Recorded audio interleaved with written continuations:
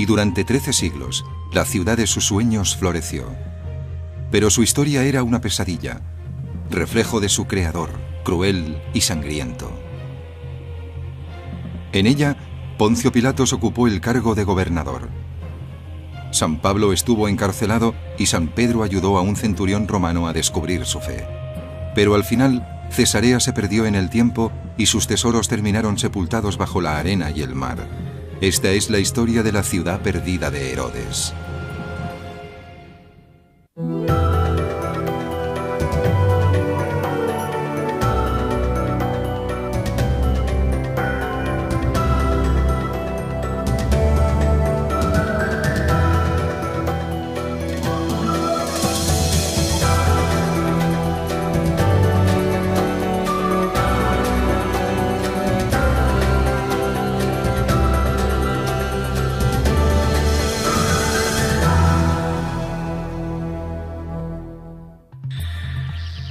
La ciudad perdida de Herodes.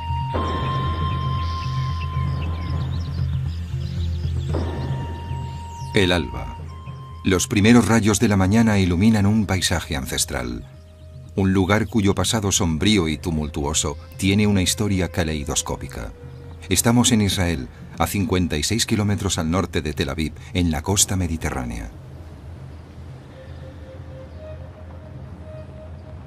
Un equipo de aventureros formado por arqueólogos, historiadores y estudiantes voluntarios se ha levantado al amanecer para adelantarse al sol abrasador. Su misión, descubrir el pasado. Todavía algo dormidos, se dirigen hacia diversos yacimientos en tierra y en el mar de la antigua ciudad portuaria de Cesarea. Sueñan con recorrer sus antiguas calles y tocar tesoros que llevan miles de años perdidos con tan solo alargar la mano. Desde finales de los 40, la ciudad ha legado una deslumbrante colección de tesoros. Su belleza contrasta dramáticamente con el horror que esta ciudad de muerte y destrucción presenció.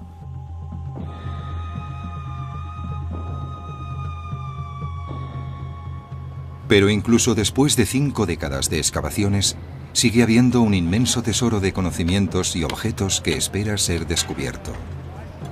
Cada elemento, cada fragmento, permite echar un vistazo fascinante a la historia. A lo largo de 1300 años, Cesarea vivió muchos cambios. Pasó del paganismo romano y el judaísmo al cristianismo bizantino. Llegaron después los conquistadores musulmanes. Estos, a su vez, fueron derrotados por los cruzados invasores. Y finalmente, Cesarea volvió a manos de los musulmanes, que estimaron conveniente destruirla. Y durante 600 años permaneció desierta, cubierta de arena, perdida en el tiempo. Aunque han sido muchos los que han trabajado para descubrir el pasado de Cesarea, hoy el trabajo arqueológico lo realizan 2 expediciones conjuntas, dirigidas por 2 profesionales dedicados y apasionados, Avner Rabban de la Universidad de Haifa y el Dr. Kenneth Holum de la Universidad de Maryland. Holum se concentra actualmente en un yacimiento donde hace unos años se descubrieron los cimientos del gran templo del rey Herodes el Grande a la diosa Roma y a Augusto. Aunque hace mucho que el templo en sí desapareció, tiempo atrás se había erigido sobre el puerto de Cesarea como un majestuoso símbolo de la lealtad y la gratitud de Herodes hacia Roma.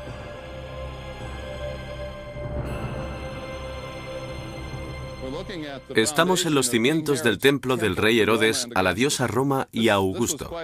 Era todo un personaje. El rey Herodes era un dignatario de un poder, una ambición y una capacidad enormes. Cualidades que usó para ascender desde la nada hasta la corona de uno de los reinos más poderosos de los confines del Imperio Romano. Lo logró ganándose la amistad del emperador Augusto, que se convirtió en su protector. Y para expresar su lealtad, para agradecer a Augusto y a los romanos que lo coronaran rey y lo mantuvieran en el poder en el reino de los judíos, Herodes construyó este templo a la diosa pagana Roma, la personificación del Imperio Romano, y al emperador de la época como a un dios. Augusto era adorado en este templo como un dios. Aunque parezca increíble, al mismo tiempo que estaba construyendo un templo pagano, algo inconcebible para un judío, Herodes reconstruía en Jerusalén el templo sagrado al Dios de Israel. El original había sido construido siglos antes por el rey Salomón, considerado el más grande de los reyes judíos. Los judíos, sin embargo, detestaban a Herodes. Según el historiador Flavio Josefo, la herencia judía de Herodes se remontaba solo a una generación, a su padre, que se había convertido. Peor aún, Herodes había usurpado el poder a la familia que lo ostentaba legítimamente y era considerado un adulador de Roma, el opresor pagano de los judíos y de Jerusalén. Así que con la construcción de los dos templos para los dos cultos, Herodes intentaba mantener el equilibrio político, pero las razones ocultas tras la fundación de Cesarea eran de otro orden. Yo lo llamaría el complejo de rey Salomón, porque quería ser Salomón II. Para ganarse la legitimidad se convirtió en un superrey, en un superconstructor con un superproyecto, y con el tiempo enriqueció económicamente su reino. Y lo que intentó entonces, y logró hacia el final de su reinado, fue ser uno de los reyes más ricos del Imperio Romano.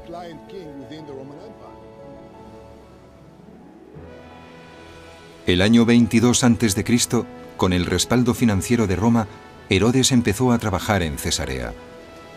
La ciudad se construyó junto con un puerto artificial llamado Sebastos, cuya mayor parte se ha erosionado con el tiempo. Este es el puerto actual, que solo es una pequeña parte del original. La mayor parte, la dársena externa del puerto, está ahora hundida debido a una ruptura lineal. Tanto la ciudad como el puerto se construyeron donde se levantaba la torre de Estratón, una villa helénica en decadencia que albergaba nada más y nada menos que un culto a la prostitución.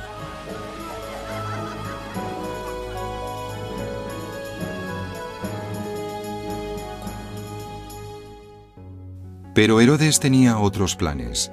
Cesarea y Sebastos estaban planeadas para enriquecer su reino de Judea, convirtiéndolo en un punto de parada clave para las rutas comerciales mediterráneas entre Roma y Alejandría. A medida que los submarinistas exploran las aguas de Cesarea, son conscientes del extraordinario logro que este puerto significó para su época e incluso para la actualidad. Supera a cualquier puerto moderno que se esté construyendo o se haya construido recientemente en la costa israelí.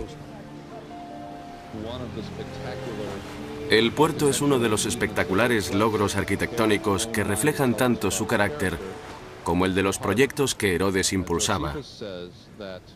Josefo afirma que era un lugar terrible para construir un puerto. No había ningún puerto natural. La costa está sometida a corrientes y a violentas tormentas. Las fuerzas naturales destruirían enseguida cualquier puerto construido por la mano del hombre. Pero Herodes lo construyó de todos modos. Se prepararon unas estructuras de madera que se hicieron flotar hasta su emplazamiento. Desde unas barcas, los obreros vertieron cemento en los armazones, que se hundieron. Siguieron este proceso hasta construir un rompeolas que se levantaba 1,5 metros por encima de la línea de agua y hasta 350 metros mar adentro. El rompeolas se pavimentó después con bloques de piedra. Herodes observaba atentamente la construcción desde su palacio, situado en las cercanías.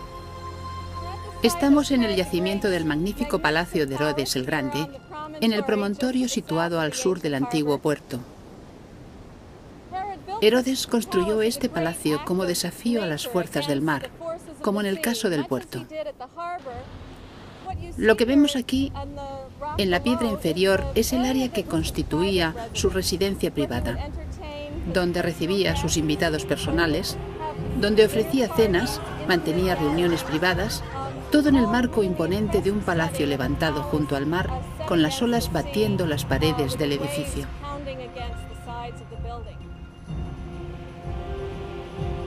Todavía podemos ver las ruinas de la piscina central excavada en la roca e imaginar a Herodes retozando en ella con alguna de sus 10 esposas.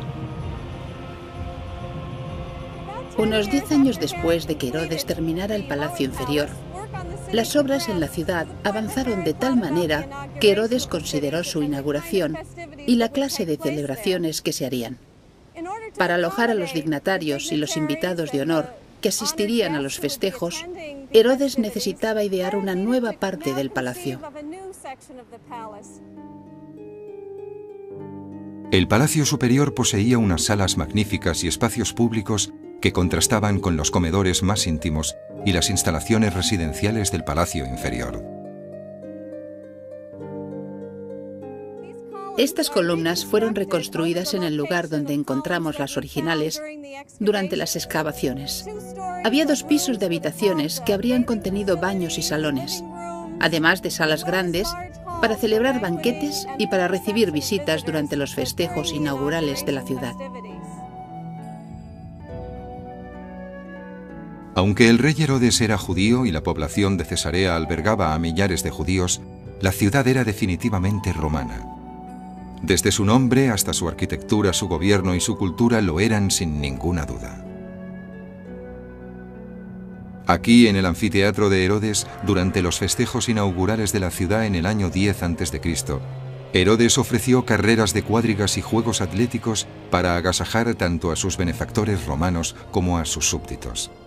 Más adelante, el gusto de Herodes por el espectáculo dio un giro morboso. Introdujo el deporte mortal de las luchas de gladiadores. Al parecer a Herodes le gustaban y las admiraba. Y cuando construyó el anfiteatro, fue diseñado en parte para poder alojar esta clase de espectáculo. No me gusta demasiado este aspecto del carácter de Herodes, pero supongo que lo hacía para equipararse a sus amigos romanos.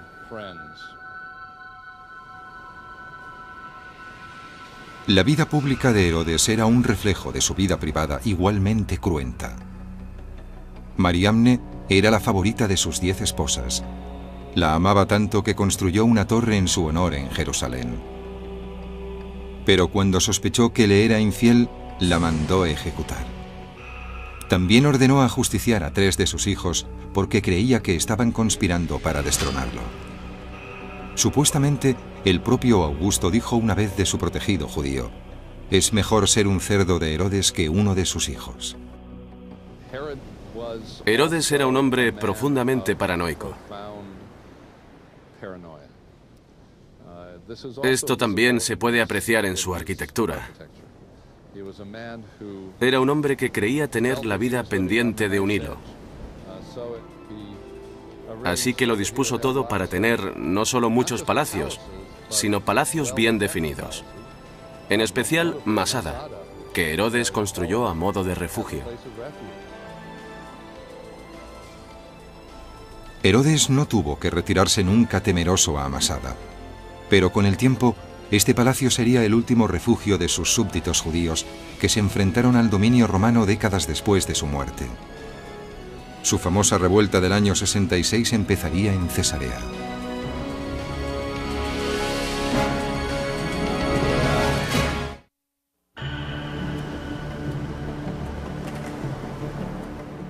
Hace 2000 años, la construcción de Cesarea en el antiguo Israel fue una empresa colosal que exigió más de una década de trabajos. Era una ciudad proyectada, totalmente moderna para la época, con un acueducto que le hacía llegar una indispensable agua corriente desde el cercano Monte Carmelo. La ciudad prosperó alrededor de 13 siglos. En la actualidad se conserva gran parte del acueducto como un enorme tesoro de la arquitectura que ha sobrevivido a los estragos del tiempo. Los acueductos romanos son uno de sus monumentos más asombrosos. Transportaban el agua desde manantiales situados a larga distancia, mediante túneles abiertos en la roca, en montañas, y con puentes en lugares bajos, como el que vemos aquí detrás. No lo hacían para suministrar agua, sino para suministrar mucha agua. Querían agua suficiente como para que ésta fluyera constantemente en las fuentes y pudiera abastecer los baños públicos que tanto le agradaban. Aunque Cesarea evolucionó a lo largo de los 13 siglos de su vida, las ruinas más antiguas reflejan el sabor predominantemente romano que el rey Herodes le infundió inicialmente. Entre los primeros habitantes de la ciudad figuraban oficiales y soldados romanos que le daban apoyo como rey. Cesarea era una ciudad muy romana y tenía estatuas en todos sus sectores. Eran estatuas de dioses, de diosas, del emperador, retratos de las personalidades de la ciudad. Las elegirían los habitantes de Cesarea para decorarla, para colocarlas en su casa o en sus jardines. Uno de los descubrimientos más apasionantes de la estatutaria de Cesarea se produjo a principios de los 70, cuando los trabajadores de un yacimiento de la parte oriental de la ciudad descubrieron una estatua de mármol.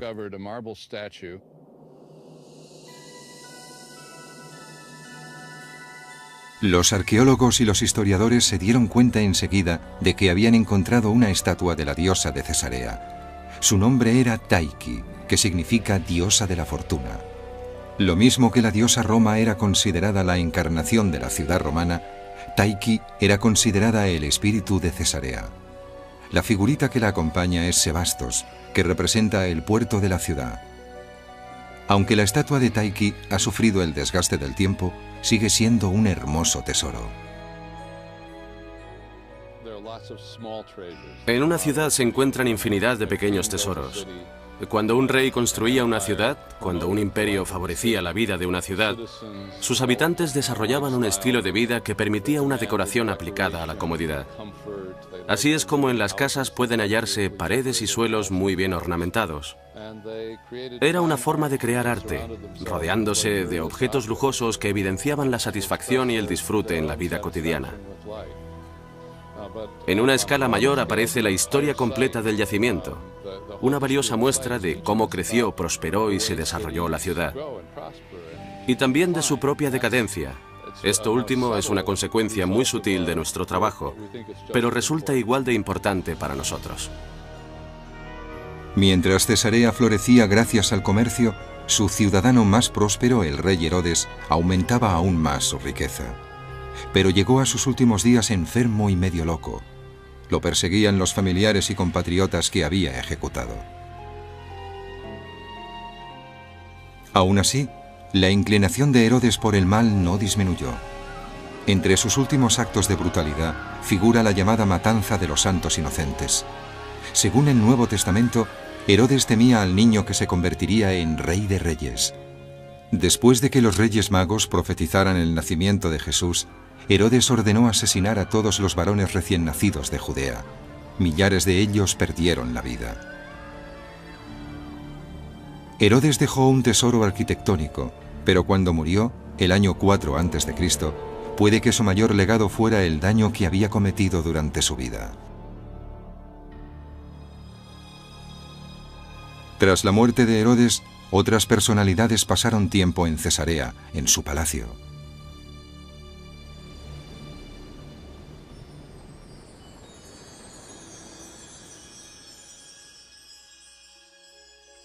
En un extraño giro del destino, el hombre que había condenado a Jesús al nacer y también el que lo condenaría a morir vivieron en este palacio. El año 44, el gobernador de Cesarea, que vivía en la antigua residencia de Herodes, no era otro que Poncio Pilatos.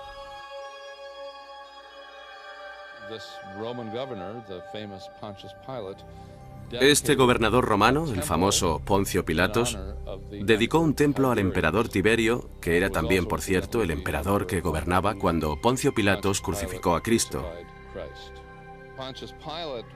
Resulta que Poncio Pilatos también era conocido aquí, en Cesarea, por una inscripción, y es una de las pocas figuras del Nuevo Testamento que aparece en diferentes fuentes escritas. Esta piedra se encontró en Cesarea y es uno de los objetos más famosos descubiertos en ella. Una década después, cuando el gobernador de Cesarea era el procurador romano Félix, el apóstol Pablo fue llevado de Jerusalén al palacio de Herodes para enfrentarse a las acusaciones que habían hecho en su contra. Pablo estuvo encarcelado 2 años en el palacio de Cesarea. Después fue llevado a Roma, donde lo ejecutaron. En años siguientes, el palacio de Herodes se convirtió en un espacio público de la ciudad. Pero la animadversión que Herodes despertó entre sus conciudadanos pareció perdurar entre las paredes de su palacio. En medio del patio hay un pozo en el que la gente lanzaba maldiciones, que encontramos durante las excavaciones. En la antigüedad no deseabas lo mejor a la gente, le deseabas lo peor. Y tal vez estas maldiciones, una vez descifradas, nos revelarán aspectos sobre la naturaleza pública de este sitio. Estas maldiciones, por ejemplo, serían contra un juez que dictó una sentencia desfavorable o contra un amante que había rechazado a alguien. La ciudad de Herodes junto al mar resultó ser también una maldición para los judíos, el pueblo con el que Herodes había afirmado tener una afinidad espiritual. 5 décadas después de la muerte de Herodes, en la ciudad existía una división permanente entre los judíos y los gentiles. Un procurador romano empeoró aún más la situación al desproveer a los judíos de su ciudadanía. El año 66, Cesarea era un polvorín.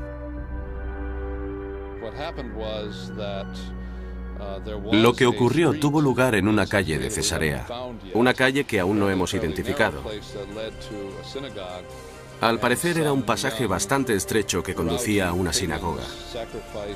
Y algunos jóvenes alborotadores paganos hicieron un pequeño sacrificio en esta calle frente a la sinagoga, que para los judíos tenía una especial consideración. Fue una provocación enorme.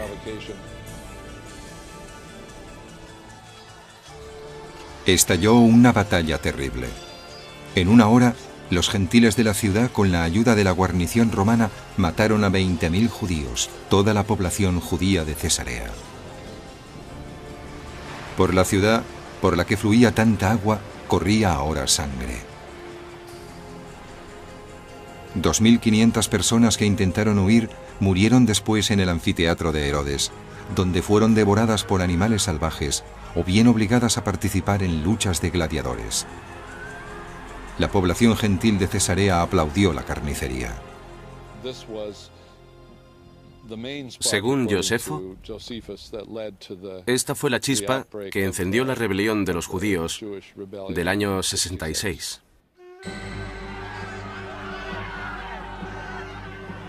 Esa rebelión se extendió pronto por todo Israel.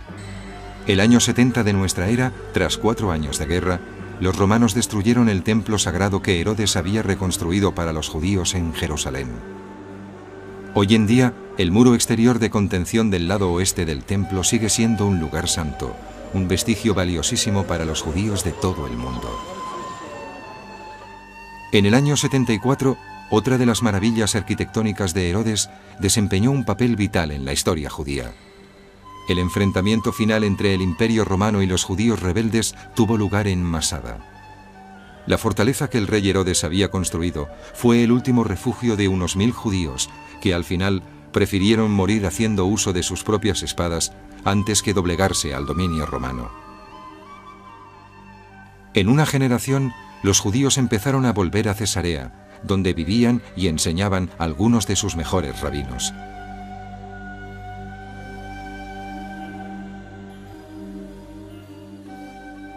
Queda muy poco de la que fue en su día una importante cultura judía en Cesarea.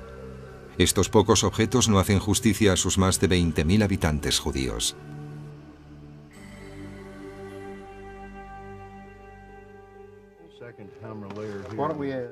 Los arqueólogos han obtenido resultados mucho mejores en la búsqueda de huellas que ilustren la transición de Cesarea del paganismo romano al cristianismo.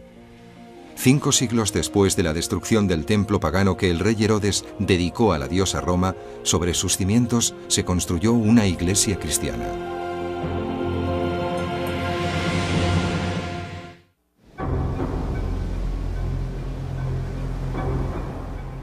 El siglo I, los romanos se encontraban en la cúspide de su poder en Cesarea.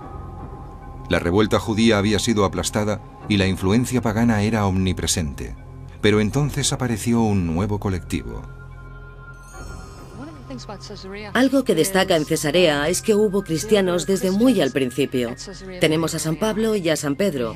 En esta ciudad había una fuerte presencia cristiana, además de una fuerte presencia judía.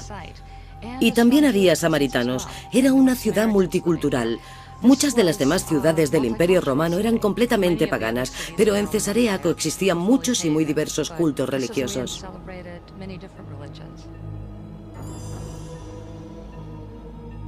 Esta figura sin cabeza es todo lo que queda de la estatua de un centurión romano encontrada en la ciudad. Pero en Cesarea encontramos a un centurión especial, Cornelio, quien, según los especialistas en textos bíblicos, conoció al apóstol Pedro y dejó un sello imborrable en el cristianismo. Cuando Cornelio tuvo su profunda experiencia religiosa, mandó llamar a San Pedro, quien le habló de Jesucristo y su doctrina y se convirtió al cristianismo. Que un centurión romano del siglo I adoptara el cristianismo legitimaba esta religión.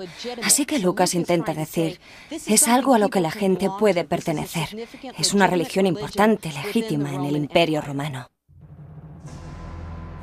Pero el cristianismo tendría que esperar varios siglos más para ser aceptado no solo por los romanos de Cesarea, sino de todo el imperio. Los dioses del paganismo no empezaron a perder su posición de privilegio hasta principios del siglo IV.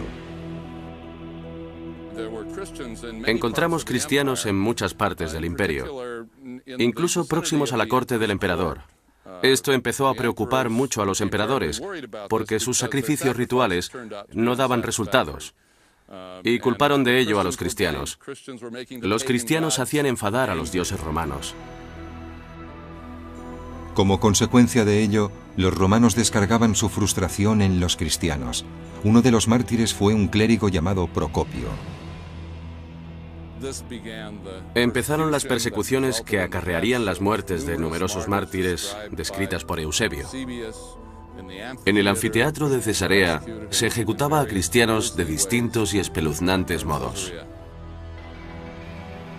Pero al final, los romanos no pudieron detener el avance del cristianismo. El año 313, el emperador Constantino convirtió el cristianismo en la religión oficial del Imperio Romano. La transición de Cesarea desde la influencia pagana romana en el año 324 a la era cristiana bizantina en el año 640 se refleja en varias piezas encontradas en la ciudad. La cruz en lo alto de este capitel es un ejemplo de ello. Pero la prueba más extraordinaria ha sido hallada hace poco. Descansa en lo alto del templo pagano de Herodes. Este templo estuvo en pie del siglo I al siglo III, y a principios del siglo IV, Cesarea se convirtió al cristianismo. Y es probable que entonces el templo fuese abandonado. Y hacia el año 500, en los mismos cimientos del viejo templo, los cristianos de Cesarea construyeron la iglesia octogonal de San Procopio. Creemos que estas piedras pertenecen a esa iglesia. Esta es una de las columnas de la columnata interior que sostenía una gran cúpula que se elevaba sobre el puerto y que era una referencia, no solo de Cesarea, sino del paisaje que la rodeaba. Esta iglesia es uno de los principales objetivos de nuestra excavación. Nos encantaría encontrar pruebas concretas que demostraran que estamos realmente ante la iglesia de San Procopio. Cuando el Dr. Holum y sus compañeros arqueólogos trabajan en un yacimiento en Cesarea, tienen una idea general de lo que van a encontrar. Pero bastante a menudo, y con gran alegría por su parte, hay sorpresas. Esto es una muela con la que los antiguos habitantes de Cesarea molían grano para obtener arena. Puede que no sea muy relevante, pero un ciudadano usó esta muela para esconder su fortuna. En el siglo IV, hacia finales del siglo IV, alguien tomó el hueco de una muela y preparó un vasito de yeso muy maleable y lo situó en su interior. Después metió 99 monedas de oro, su fortuna, en esa caja que había preparado. y lo enterró todo bajo el suelo de su casa. Siguió ahí enterrado sin que nadie lo detectara ni lo viera hasta hace unos pocos años. Creo que estamos ante los ahorros de un funcionario moderadamente rico. Tal vez un comerciante, seguramente acumulados a lo largo de toda una vida. Las fechas de las monedas comprenden unos 50 años, desde el año 350 hasta el 395 o 400 de nuestra era. Así que creo que se trataba de alguien que reunía algunas monedas cada año, todas las que podía ahorrar, y que las enterró bajo el suelo de su villa. Quizás este ciudadano escondía su patrimonio de un recaudador de impuestos. Ya en los siglos V y VI, una visita a la versión romana de Hacienda debía ser una experiencia bastante desalentadora.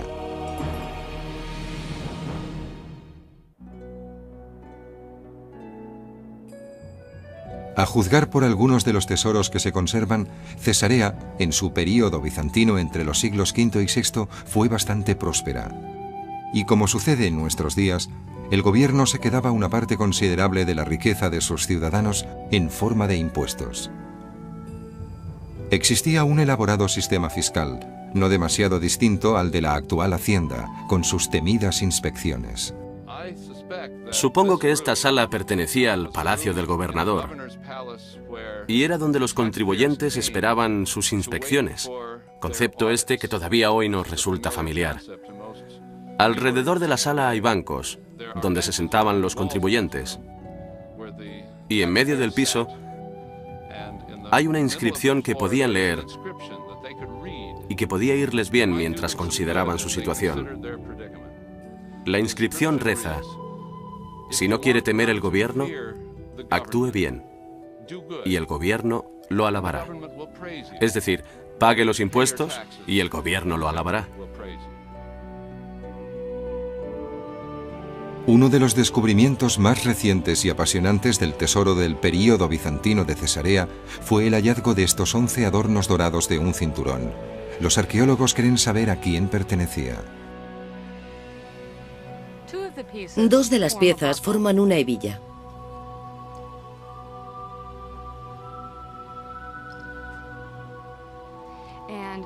Y la hebilla es interesante porque en ella vemos un monograma en el hebijón. El monograma tiene forma de cruz, así que sabemos que este cinturón fue hecho para un cristiano. Y las letras deletrean su nombre. Se llamaba Estéfanos. Sabemos de la existencia de dos Estéfanos muy importantes en la Cesarea de la época, y ambos fueron gobernadores. Es posible que este cinturón fuera de uno de esos dos hombres. A pesar de la brutalidad del anterior régimen romano pagano de Cesarea, los cristianos del período bizantino estaban orgullosos del legado romano de la ciudad. Esta estatua del emperador Adriano pertenece al siglo II, pero 4 o 5 siglos después se le concedió un sitio de honor aquí, en la explanada bizantina. Para ellos era todo un hallazgo, y lo convirtieron en una pieza de museo en su propia ciudad, lo que nos demuestra que consideraban que su pasado romano era muy importante, tanto que querían incorporarlo en la estructura de su propia ciudad. Si bien la transición de Cesarea de la era romana al período cristiano bizantino había sido gradual, la irrupción de la era musulmana mediante la fuerza y la violencia supuso un cambio radical. Los musulmanes conquistaron Cesarea en el año 640. Y ahí observamos un cambio más brusco. Esta zona concreta era un barrio lleno de almacenes, un barrio comercial durante el periodo bizantino, y suponemos que su uso habría sido el mismo durante el periodo romano, aunque todavía no hemos excavado lo suficiente. Pero en la caída del Imperio bizantino, cuando llegaron los musulmanes, esta zona concreta de la ciudad pasó a ser un barrio residencial. Al excavar un pozo parecido a este en otra zona de Cesarea identificada como musulmana, los arqueólogos encontraron una serie increíble de piezas. Esta es solo una muestra representativa de los 300 productos de un antiguo propietario de una tienda.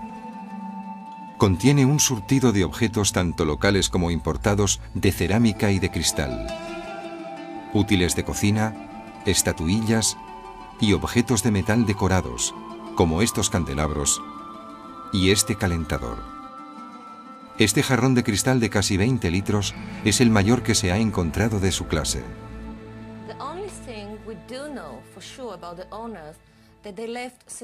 Lo que sabemos con certeza sobre sus propietarios es que se marcharon de Cesarea,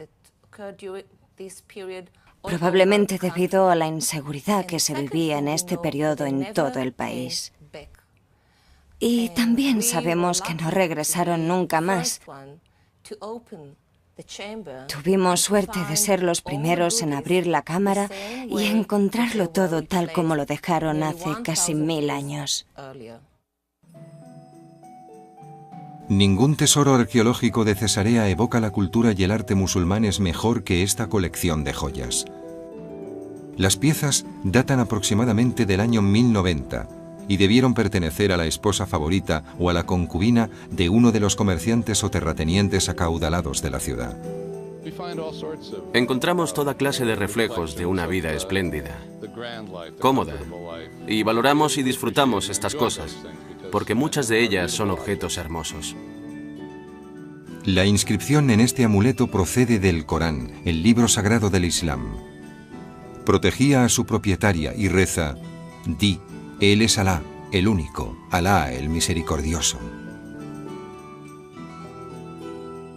Pero es evidente que algún inminente peligro llevó a la propietaria a ocultar sus joyas en este jarrón y a huir. Es probable que fuera el miedo a la invasión de los ejércitos cruzados de Europa, que sitiaron la ciudad en el año 1101, aniquilaron a sus habitantes e iniciaron una última y violenta etapa en la historia de la ciudad soñada de Herodes. Fue un periodo más bien sangriento, y no solo al principio. Tras 2 o 3 generaciones, los cruzados perdieron la iniciativa militar a finales del siglo XII, y a partir de entonces, Cesarea fue pasando de manos de los cruzados a la de los musulmanes, y viceversa.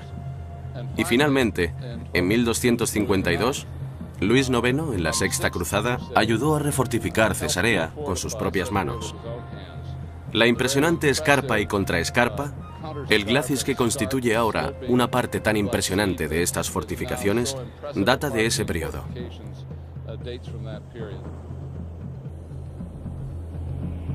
En 1265, solo 15 años después de que se hubieran terminado estas fortificaciones, Cesarea cayó finalmente en poder de otro ejército musulmán, esta vez llegado de Egipto. Los mamelucos egipcios perdonaron la vida a los cruzados y los echaron de la ciudad. Los musulmanes estaban decididos a que Cesarea no volviera a tentar a ningún invasor extranjero. Y aunque parezca increíble, destruyeron la ciudad. Sepultaron las fortificaciones bajo la arena, con lo que las inutilizaron, y abandonaron la metrópolis que en su día había sido el sueño de Herodes. Cesarea, a partir de ese momento, se perdió en el tiempo.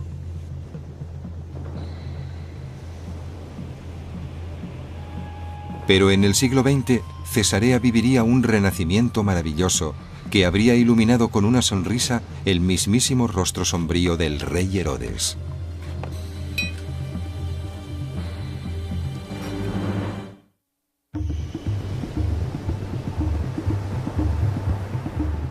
En la última década, los arqueólogos, historiadores y voluntarios que trabajan en Cesarea han realizado los descubrimientos más apasionantes en la ciudad que construyó el rey Herodes.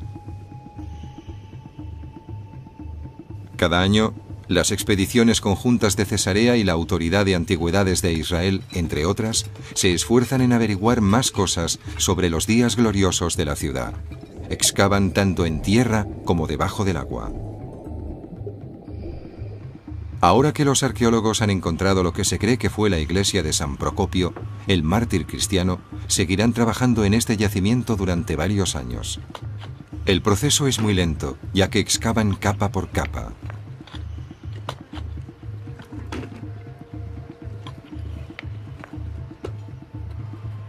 En medio de la canícula y del trabajo duro, la camaradería contribuye a que todo se lleve mejor.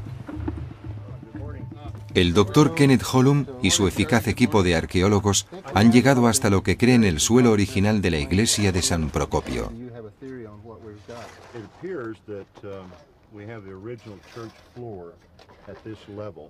Incluso creen que pueden sacar a la luz algo que aportaría nuevos datos sobre Cesarea, la tumba del mismo obispo, el sepulcro de San Procopio.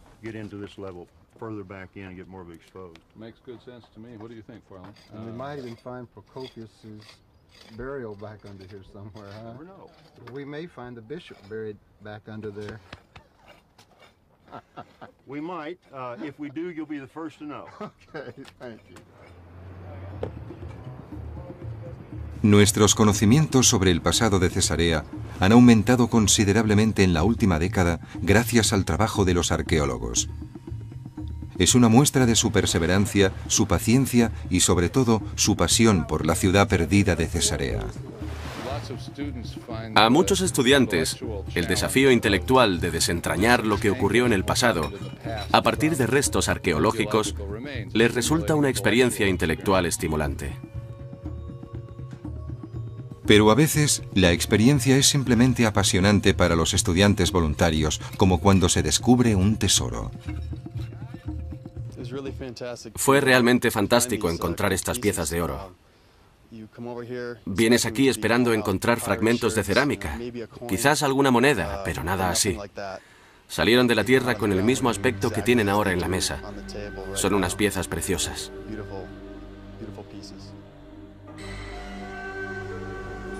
A una escala mucho mayor, Cesarea es en sí misma un tesoro israelí. El teatro que construyó el rey Herodes es un legado vivo. Totalmente restaurado, hoy en día se celebran en él conciertos y espectáculos de danza. Pero para los arqueólogos, los historiadores y los voluntarios que siguen volviendo a Cesarea, el tesoro más importante es el conocimiento de culturas pasadas. Eso es lo que les apasiona y les atrae. Tendemos a pensar que los tesoros son objetos de oro o de otros metales preciosos, pero nuestro mayor tesoro es nuestro pasado. Cuando trabajamos en un yacimiento arqueológico, estamos tan interesados por la arquitectura, la cerámica, el cristal o los restos humanos como por todo lo demás, porque son piezas del rompecabezas que nos permite conocer mejor quién era, cómo pensaba y qué hacía esa gente. La historia del arte o la historia en mayúsculas nos hablan sobre los emperadores y sobre los gobernadores, sobre los artistas que crearon las obras maestras. Como arqueóloga averiguo cosas sobre la persona que caminaba por una calle, la persona que hizo una vasija, la persona que recomponía un tejado. Es decir, prefiero averiguar cosas sobre personas así, que no podemos encontrar en otras fuentes. Sigo estudiando su tecnología, su grandeza, su complejidad. De ello, he aprendido a ser humilde.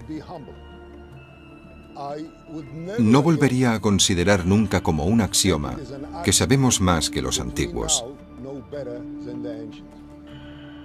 Son nuestros predecesores. Ahora estoy totalmente convencido de que en ciertos aspectos, incluso en el técnico, eran unos expertos. Es un estudio que te pone en contacto con nuestros ancestros de una forma única, permitiéndonos conocer sus sueños, sus temores, lo que enriquecía sus vidas y lo que consideraban una amenaza. Y es un estudio muy humano. Entras literalmente en contacto, como poner los dedos en las huellas que un alfarero dejó en el asa de una vasija.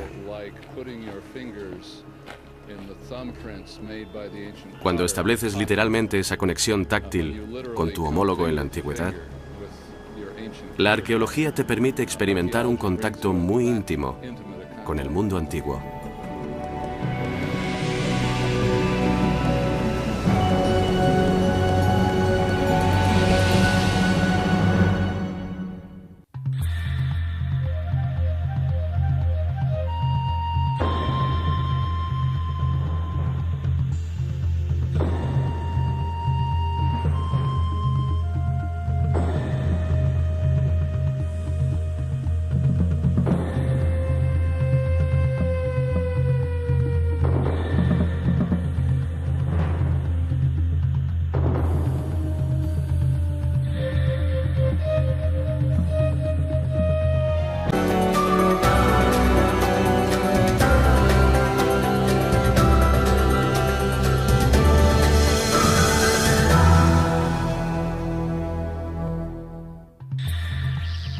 La ciudad perdida de Herodes.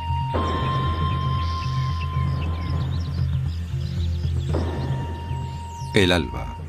Los primeros rayos de la mañana iluminan un paisaje ancestral. Un lugar cuyo pasado sombrío y tumultuoso tiene una historia caleidoscópica. Estamos en Israel, a 56 kilómetros al norte de Tel Aviv, en la costa mediterránea. Un equipo de aventureros formado por arqueólogos, historiadores y estudiantes voluntarios se ha levantado al amanecer para adelantarse al sol abrasador. Su misión, descubrir el pasado. A lo largo de 1300 años, Cesarea vivió muchos cambios. Pasó del paganismo romano y el judaísmo al cristianismo bizantino. Llegaron después los conquistadores musulmanes. Estos, a su vez, fueron derrotados por los cruzados invasores. Y finalmente, Cesarea volvió a manos de los musulmanes, que estimaron conveniente destruirla. Y durante 600 años permaneció desierta, cubierta de arena, perdida en el tiempo. Aunque han sido muchos los que han trabajado para descubrir el pasado de Cesarea, hoy el trabajo arqueológico lo realizan dos expediciones conjuntas, dirigidas por dos profesionales dedicados y apasionados, Avner Rabban, de la Universidad de Haifa, y el Dr. Kenneth Hollum, de la Universidad de Maryland. Hollum se concentra. Todavía algo dormidos, se dirigen hacia diversos yacimientos en tierra y en el mar de la antigua ciudad portuaria de Cesarea. Sueñan con recorrer sus antiguas calles y tocar tesoros que llevan miles de años perdidos con tan solo alargar la mano. Desde finales de los 40, la ciudad ha legado una deslumbrante colección de tesoros. Su belleza contrasta dramáticamente con el horror que esta ciudad de muerte y destrucción presenció.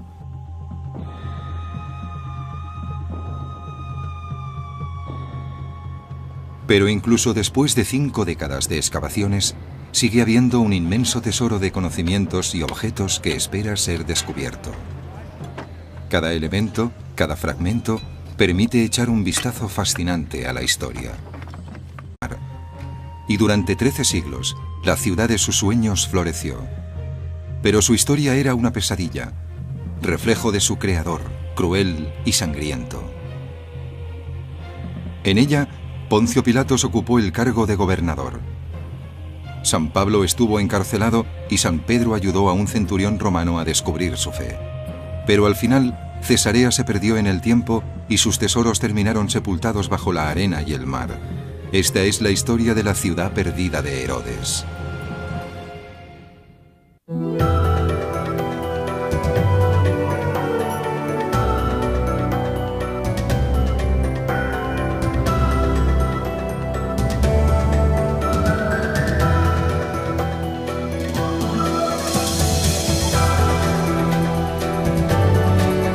Actualmente en un yacimiento donde hace unos años se descubrieron los cimientos del gran templo del rey Herodes el Grande a la diosa Roma y a Augusto. Aunque hace mucho que el templo en sí desapareció, tiempo atrás se había erigido sobre el puerto de Cesarea como un majestuoso símbolo de la lealtad y la gratitud de Herodes hacia Roma.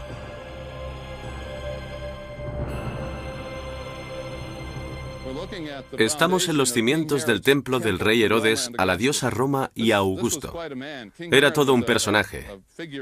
El rey Herodes era un dignatario de un poder, una ambición y una capacidad enormes. Cualidades que usó para ascender desde la nada hasta la corona de uno de los reinos más poderosos de los confines del Imperio Romano. Lo logró ganándose la amistad del emperador Augusto.